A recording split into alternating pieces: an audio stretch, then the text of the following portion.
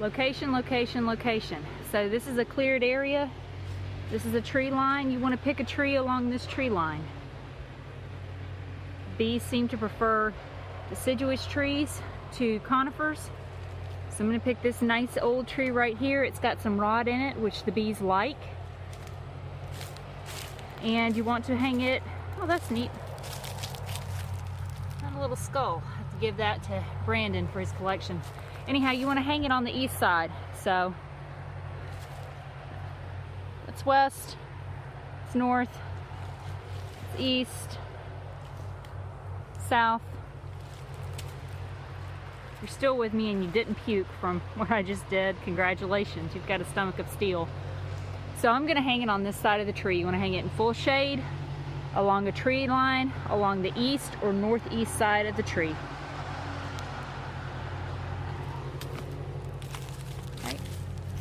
I'm going to pre-drill a hole because I have spaghetti arms. I'm a bit of a sissy when it comes to upper body strength.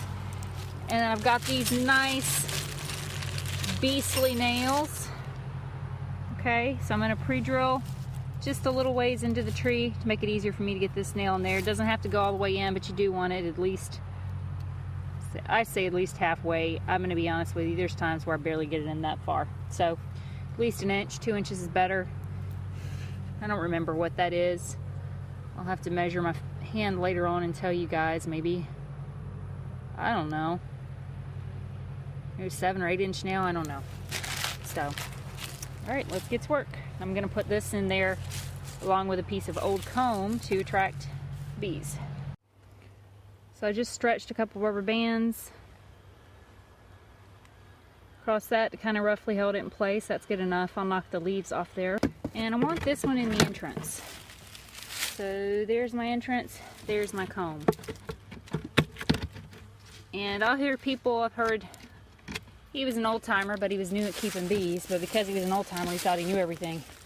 He told me he used foundation in his because if he was a bee, he would like some of the work already being done. Well, bees aren't people. They don't think like people.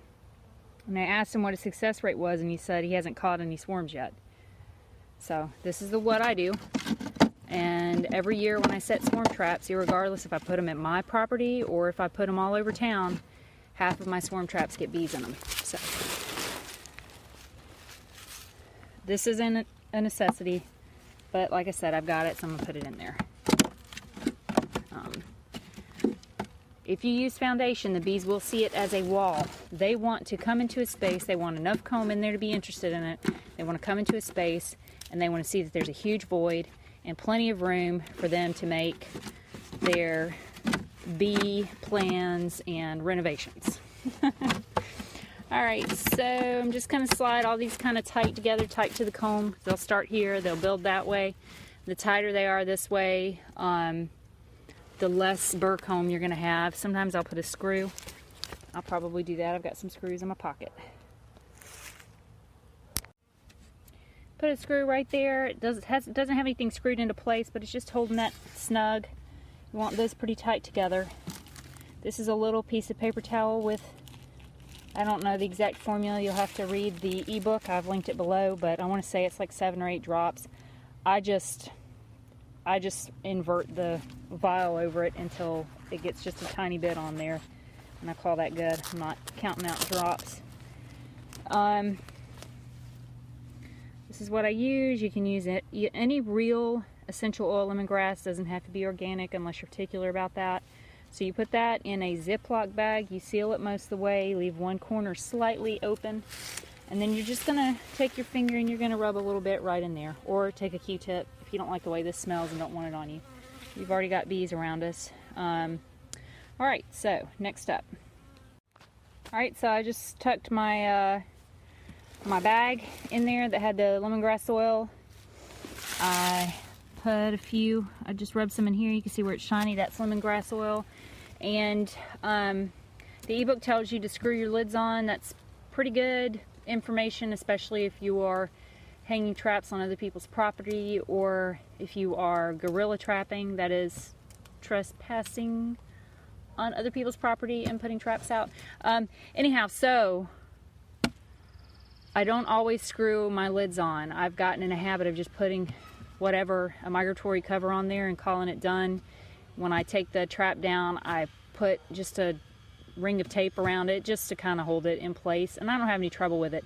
But this was a very old lid, literally has mushrooms growing out of it, and it was warped. So I did put a screw here and a screw there, just to screw it down.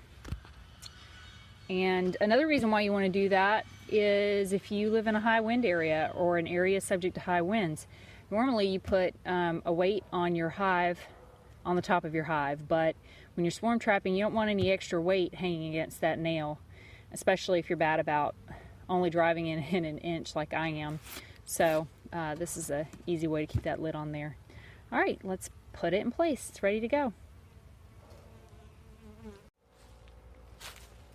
Okay, you've already got a bee interested, and you will read in some places that they won't move into a swarm trap that's close to your hives.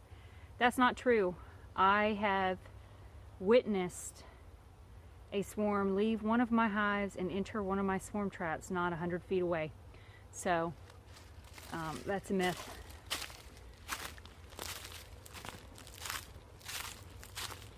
Right, and then I'm just going to see, there may not be any bees left in here, but if there are, I'm going to set them under this trap.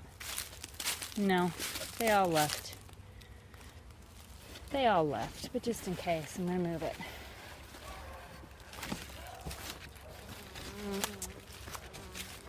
And if we don't catch this swarm, that's okay, because we'll eventually catch another swarm. So would have been nice if the hole was over there, but when you make your traps ahead of time, you don't always get to pick that. So now if I want to check the trap, I walk all the way over here and see if any bees are going in. So, all right.